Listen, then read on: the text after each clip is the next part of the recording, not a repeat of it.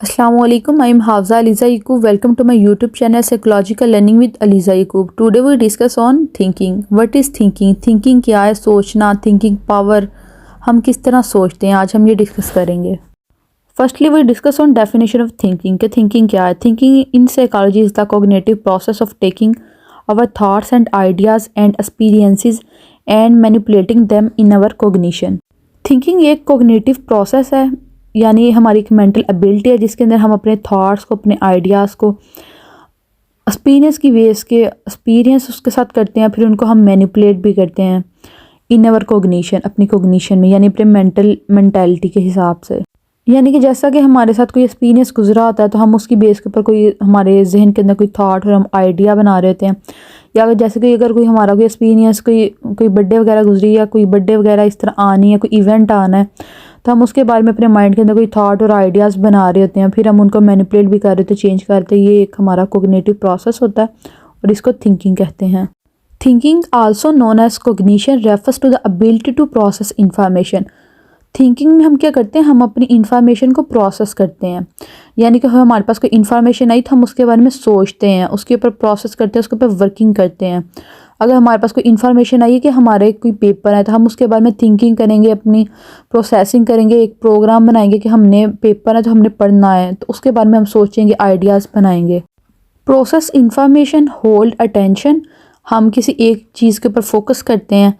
Store, चीज़ों को store करते हैं. रिट्रीव मेमोरीज, अपनी जो हमारी मेमोरीज होती हैं, पास्ट मेमोरीज, उनको हम दोबारा से रिट्राइव करके हम उसके बारे में सोच रहे होते हैं. यानी कि हमारे लास्ट ईयर में क्या हमारा रिज़ल्ट परफॉर्मेंस क्या थी, या हम लास्ट ईयर में हमारे लास्ट ईयर में हमने कौन सा कोई अहम वाक़या देखा था. इस तरह हम अपनी मेमोरी को रिट्राइव करके वो सोच रहे होते हैं. या हमारी लास्ट बर्थडे के ऊपर हमें क्या गिफ्ट मिला था, या हमने लास्ट ईयर में क्या किया था, कोई अहम बात. इस तरह वाली ये हम अपने मेमोरी को रिट्राइव कर रहे होते हैं, जो हमारे पास्ट एक्सपीरियंस गुजरे होते हैं, पास्ट इवेंट गुजरे होते हैं, और उनके बारे में हम सोच रहे होते हैं. The ability to understand other people. हम इससे दूसरे लोगों को अंडरस्टैंड करते हैं, सोचते हैं. हम लोगों से जब मिलते हैं उनके बारे में फिर सोचते हैं, उनको बेहतर अंडरस्टैंड करते हैं क्योंकि हम प्रोसेसिंग करते हैं. And express oneself to other can also be categorised under thinking. यानी कि थिंकिंग एक हमारा कोग्निटिव हमारा पैटर्न है, हमारी एक मेंटल एबिलिटी है. हम सोच रहे होते हैं उसकी बेस के ऊपर, और हम इस तरह एक चीज़ के ऊपर फोकस कर रहे होते हैं, अपने रिट्राइव मेमोरीज को कर रहे होते हैं, और इस तरह हम अपने आइडियाज़ बना रहे होते हैं. Next step of our video is that, यानी कि जो हम नेक्स्ट पॉइंट अब डिस्कस करने लगे हैं वो है कोग्निशन प्रोसेस. कोग्निशन प्रोसेस क्या होता है? Cognition is defined as a mental action और process of acquiring knowledge and understanding through thought, experience and the senses. यानी कि एक हमारा मेंटल एक्शन और एक हमारा ऐसा प्रोसेस होता है जिसके ज़रिए हम क्या करते हैं, नॉलेज को एक्वायर करते हैं, यानी कि नॉलेज गेन करते हैं, फिर उसको अंडरस्टैंड करते हैं अपने थॉट के ज़रिए, एक्सपीरियंस के ज़रिए और अपनी सेंसेस के ज़रिए.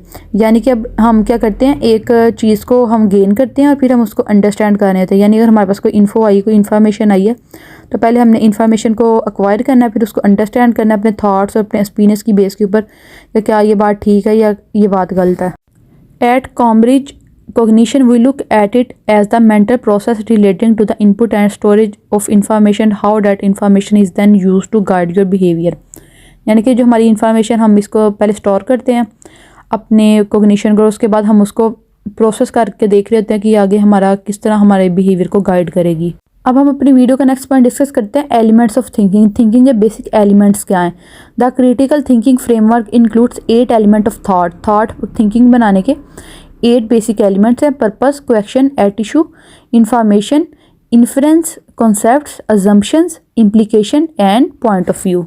यानी सबसे पहले हमने एक पर्पस फाइंड करना है, फिर हमने एक क्वेश्चन उठाना है कि किस क्वेश्चन के ऊपर हमने सोचना है, किसके ऊपर अपनी कोग्निशन बनानी है. क्वेश्चन एट इशू क्या आ रहा है, फिर वो जो इशू आ रहा है उसके बारे में इंफॉर्मेशन कलेक्ट करनी है, फिर उसका इन्फ्रेंस करना है, यानी कि हाइपोथेसिस उसका जो है वो बनाना है.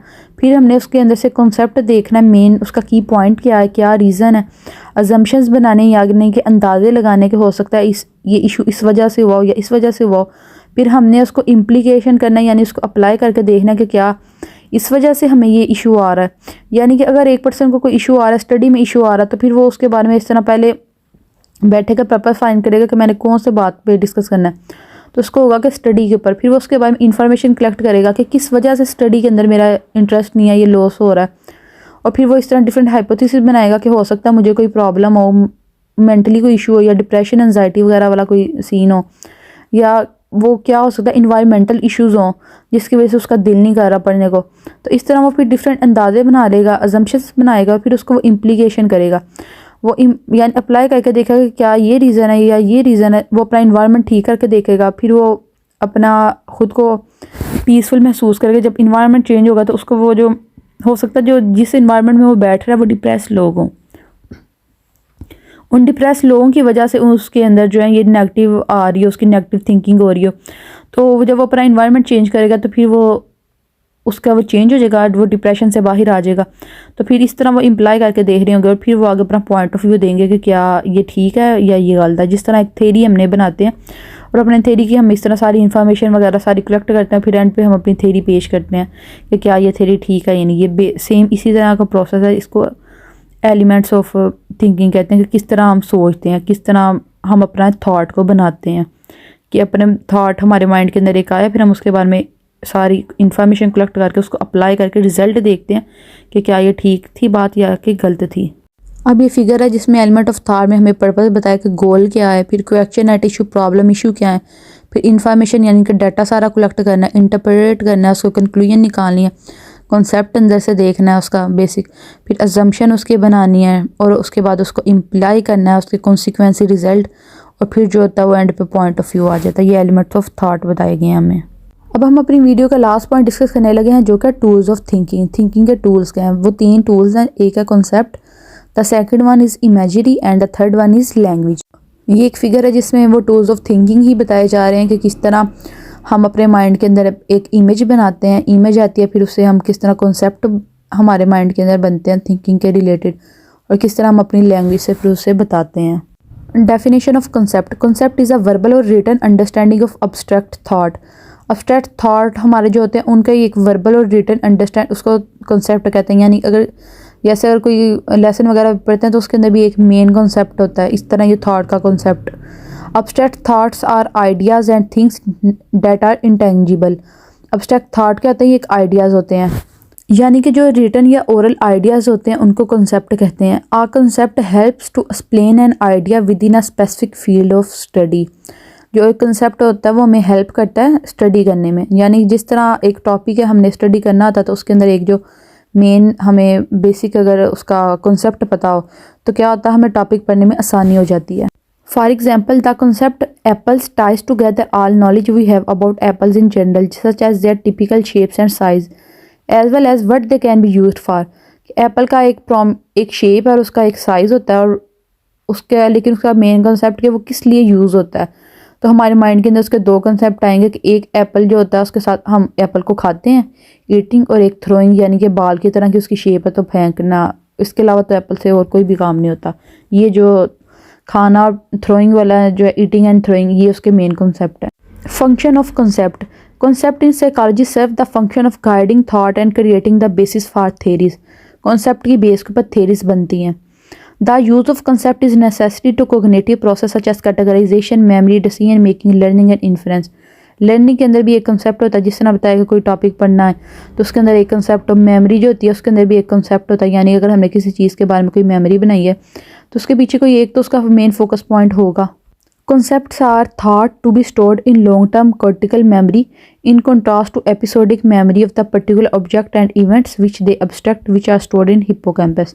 यानी कि ये कंसेप्ट का बता रहे हैं कि हिप्पोकैम्पस के अंदर स्टोर करते हैं इन्हें, और ये जो कंसेप्ट होते हैं इनको हम लॉन्ग टर्म जो होता है अपनी मेमोरी के अंदर हमने इन्हें स्टोर किया होता है। अब हम थिंकिंग का सेकंड टूल डिस्कस करने लगे हैं जो कि इमेजरी।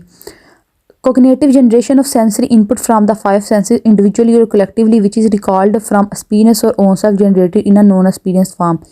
यानी इमेजरी हम जो अपनी इमेज एक बना लेते हैं, ये इधर उसकी बात की जा रही है। Mental imagery varieties of which are sometimes colloquially referred to as visualizing, seeing in the mind eye। Visualising क्या होता है? विजुअल होता है देखने से related.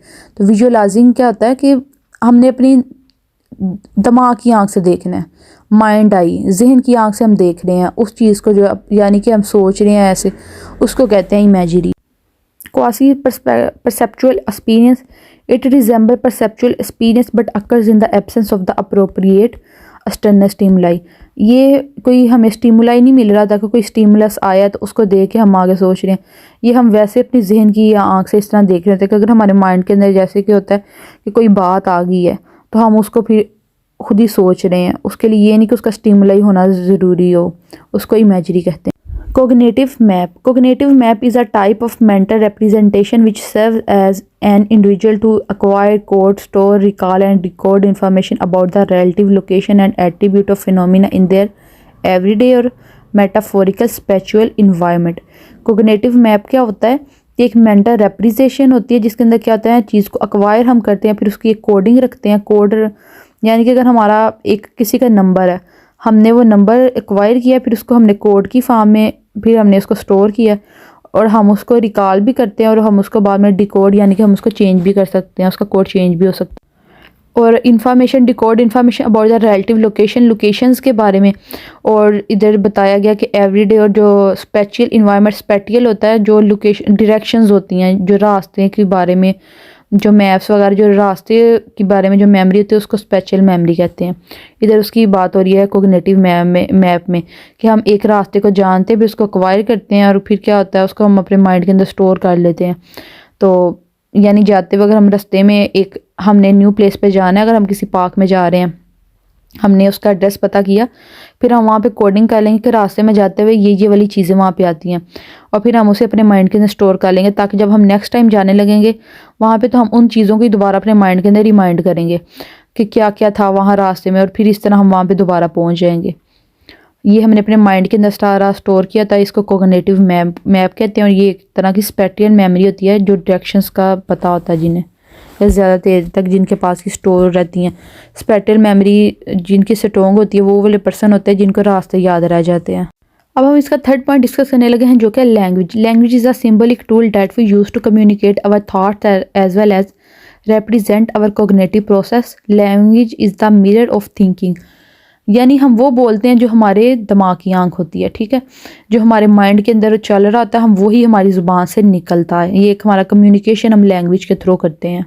And it is one of the ways in which we communicate our rich cognitive world. यानी कि हमारे माइंड के अंदर जो इस तरह बात आती है, यानी कि इधर हमने बेसिक जो 3 टूल पढ़े हैं जिसके अंदर क्या कहा जा रहा है कि एक जो लैंग्वेज होती है वो हमारी जो दिमाग के अंदर जो बातें होती हैं उसको पहुंचाने का, कम्युनिकेट करने का ज़रिया होती हैं। फिर एक कोग्निटिव वो हमने पढ़ी है, एक इमेजरी पढ़ी है जो कि हमारी दिमाग या माइंड आई इसकी बात थी, और एक कॉन्सेप्ट होता है, इनकी बेस के ऊपर हम अपनी थिंकिंग बनाते हैं। Language accumulates cultural wisdom, cognition develops mental representation, modeling surrounding world and adapts cultural knowledge to concrete circumstances of life. Language is acquired from surrounding language ready-made and therefore can be acquired early in life। कि यानी language हम किस तरह readymade हम सीखते हैं, यानी जब हम पैदा होते हैं तो हमारे इर्द गिर्द जो बोली जा रही होती है हम उसको इस तरह सीख लेते हैं, और या इस तरह होता है वो हमारी लैंग्वेज चेंज भी होती रहती है, हम उसको अर्ली एक्सपीरियंस और डेली रूटीन के अंदर हम उसको सीखते रहते हैं।